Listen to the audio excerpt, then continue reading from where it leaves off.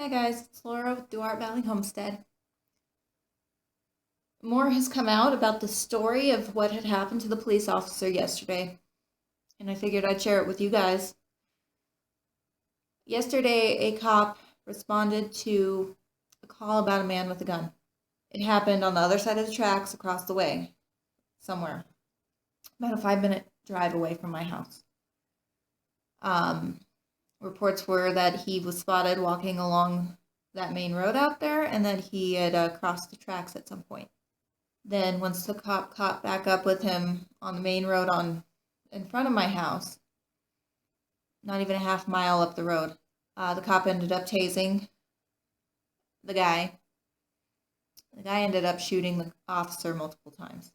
The officer, a 15-year veteran who has had a medal for saving somebody's life, has 2 young kids, is in critical condition. Scary thought is the punk may have just crossed the tracks over by my house. There were footprints leading up and over the tracks and came within a couple yards of my house, right past my animals, right past the house where I was in. I'm going to call this individual a punk. All that they've released about him is his age. He is a 17-year-old kid. Some punk who should not have had a gun. I'm not about gun control, per se. I think a lot of the restrictions that they're putting in place is actually preventing law-abiding citizens from getting guns.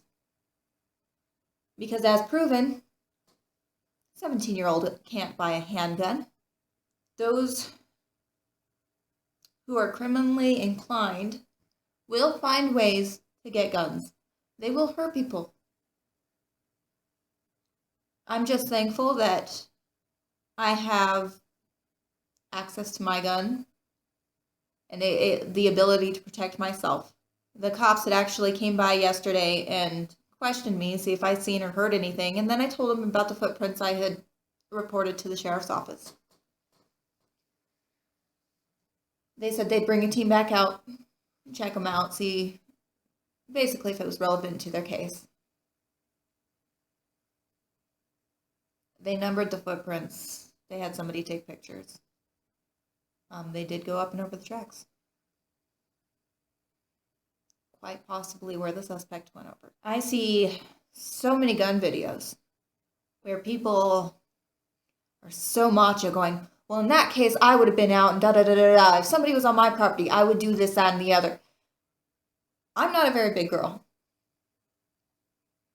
I'm not very strong, and right now with my hurt back, I can't even lift, I'm not even allowed to lift 15 pounds. So if I had gone out and confronted the person, and he decided to fight me, I wouldn't have stood a chance. And this was before the shelter in place went into effect, before the officer got caught. This person cut through my property. If I had been out there watering rabbits, because I had thought about watering rabbits sooner than I did, because I've been going out several times a day, just topping off their water because the fluctuating temperatures, we freezing overnight, yet the rabbit hutch warms up really hot during the day, so they drink their water. If I had been out there, I don't know what I've done. I know when I've dealt with trespassers before, my heart's raced. And a lot of times they look at me, especially the guys, and I've had them approach me and apologize, getting way too close for comfort. I've had them sit there and mock me. Again, I'm 5'4", less than 140 pounds. I also have blonde hair. People look at me and see, I don't know, something dainty, something naive. I don't know. I deal with it a lot. So I just want to say, in situations, I think I want to start wearing my gun more. Simply to have that extra security, because you never know what is going to cross your property, who or what's going to cross your property. We've had neighbors' dogs come and kill our chickens. We have had trespassers come across. When I had dealt with the trespassers that had mocked me, I had been out milking goats just minutes before, and at the time we had dogs and they started barking. So I went back outside to check out what was going on, and there was two guys rummaging through our stuff.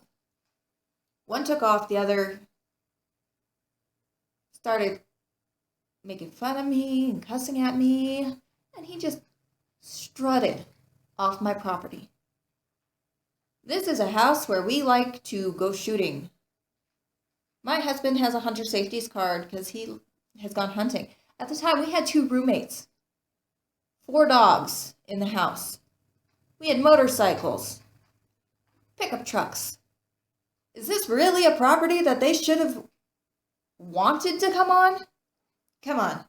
You see animals, everything else. It reminds me of a Jeff Foxworthy joke. You know?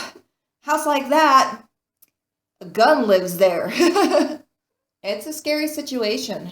And to think that the suspect, the shooter, may have come in that close to my house. The footprints aren't even, or maybe 2-3 yards away from my bedroom window. But what if it had been a day that my daughter had been off from school and she'd been out checking on the animals or building a snowman, or what could have happened?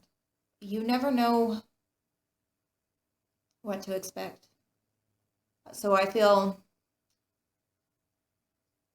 one, all these extra laws aren't really keeping guns out of the wrong hands, just making it harder for people like me to get a hold of them.